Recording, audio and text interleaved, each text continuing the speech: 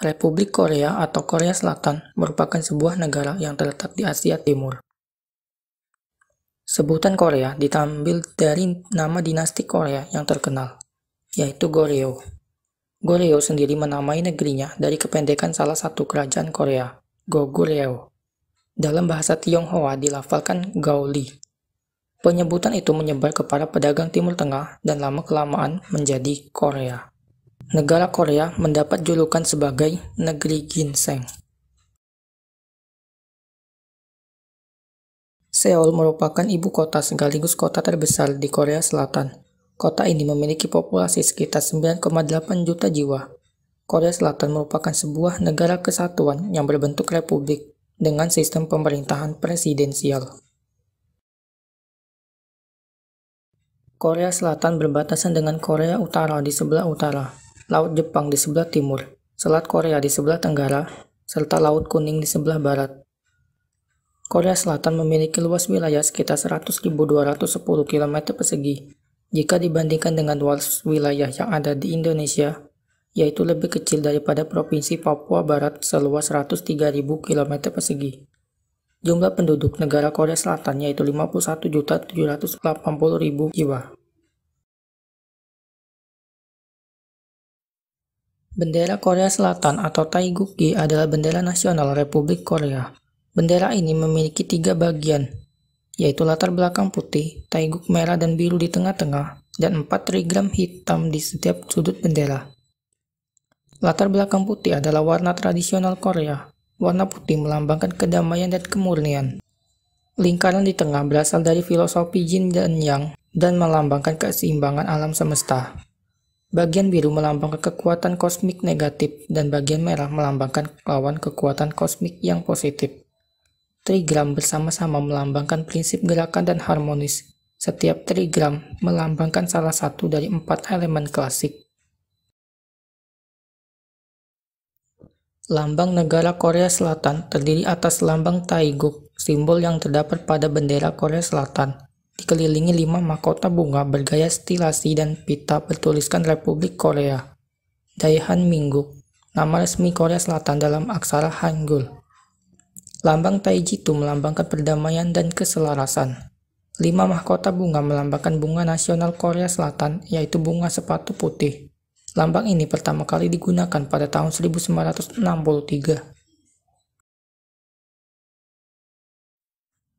Konstitusi Korea Selatan, yaitu Undang-Undang Republik Korea 17 Juli 1948, yang terakhir diamandemen pada tanggal 29 Oktober 1987.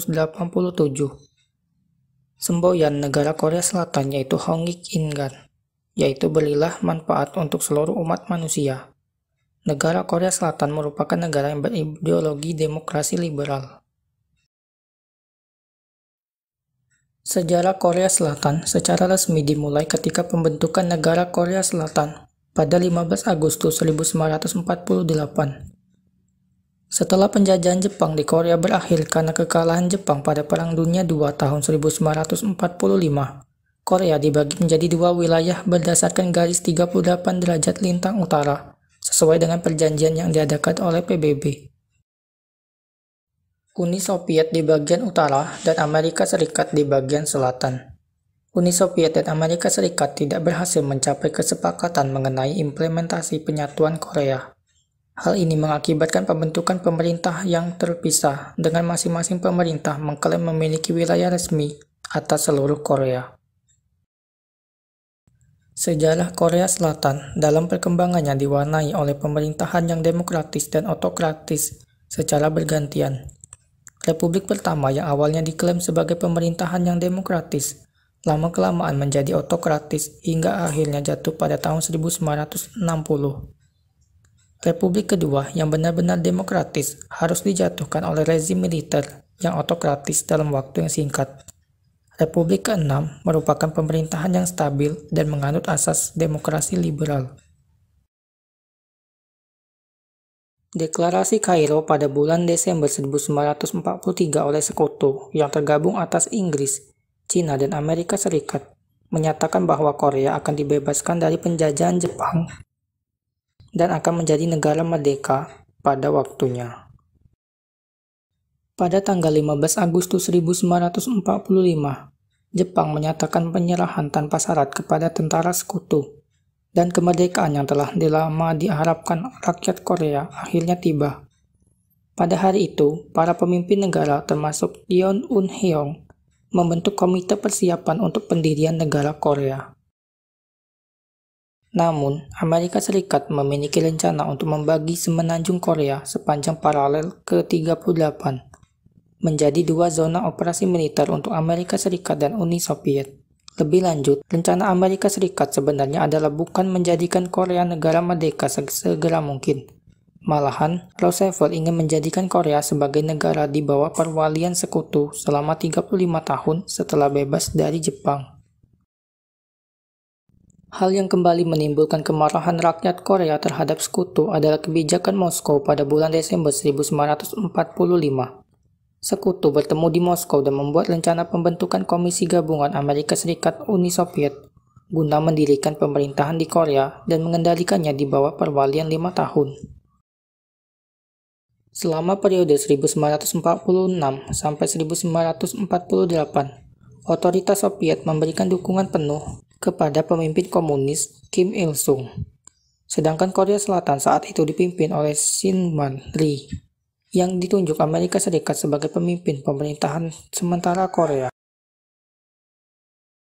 AS meminta bantuan kepada PBB pada bulan September 1947 mengenai nasib Korea Selatan selanjutnya. Majelis Agung PBB membuat resolusi pada bulan November untuk membentuk dan mengirim United Nations Temporary Commission on Korea atau Komisi Sementara PBB di Korea untuk mengadakan pemilu dan merancang pemerintahan yang resmi guna mengakhiri pendudukan asing atas Korea. Pemilu diadakan pada tanggal 10 Mei 1948. Pada tanggal 15 Agustus 1948, Republik Korea sah berdiri. Syngman Rhee mengambil sumpah jabatan sebagai Presiden pertama Republik Korea. Sementara itu, Korea Utara mulai melaksanakan rencana di bawah Uni Soviet dan mengangkat Kim Il-sung sebagai Presiden Republik Rakyat Demokratik Korea pada bulan September 1948. Pemerintah Korea Selatan meminta agar Amerika Serikat tetap menempatkan pasukannya lebih lama. Namun, AS menarik pasukannya di akhir musim panas pada tahun 1949, meninggalkan 96.000 tentara Korea Selatan yang tak terlatih dan miskin persenjataan dengan hanya 500 orang penasehat militer AS. Lain halnya dengan Korea Utara yang menerima bantuan perlengkapan militer yang besar, yaitu 200 jet tempur dan 500 tank sebelum menarik pasukannya. Selain itu, 2.500 orang penasehat militer Soviet masih tinggal untuk melatih 175.000 pasukan Korea Utara. Pada bulan Juni 1950, jumlah pasukan Korea Utara telah tumbuh menjadi 200.000 orang. Dengan pertumbuhan kekuatan militer dan dukungan Soviet, Korea Utara meningkatkan ancaman untuk menumbangkan Korea Selatan. Pada tanggal 25 Juni 1950, pasukan Korea Utara menyerbu Korea Selatan dari banyak front di sepanjang paralel ke-38. Rezim Kim Il-sung didukung penuh oleh Cina dan Uni Soviet. Pasukan Korea Utara menduduki Seoul pada hari ketiga perang dan perlahan melancarkan serangan ke arah selatan. 2 hari kemudian, pasukan AS mendarat dan membantu Korea Selatan. Setelah itu, 16 negara mengirimkan tentaranya sebagai pasukan PBB ikut berperang di pihak Korea Selatan. Pasukan Korea Selatan terus mundur ke selatan semenanjung sampai September 1950. Dengan partisipasi pasukan PBB, Korea Selatan melancarkan serangan balasan dan menduduki sebagian besar wilayah semenanjung pada pertengahan Oktober. Korea Utara mendapat bantuan dari tentara Cina yang berjumlah besar, sehingga Perang Korea kini menjadi ajang konfrontasi antara kapitalis yang dipimpin Amerika Serikat dan sosialis yang dipimpin oleh Uni Soviet. Karena bantuan Cina, pihak Korea Selatan dan pasukan PBB kembali mundur.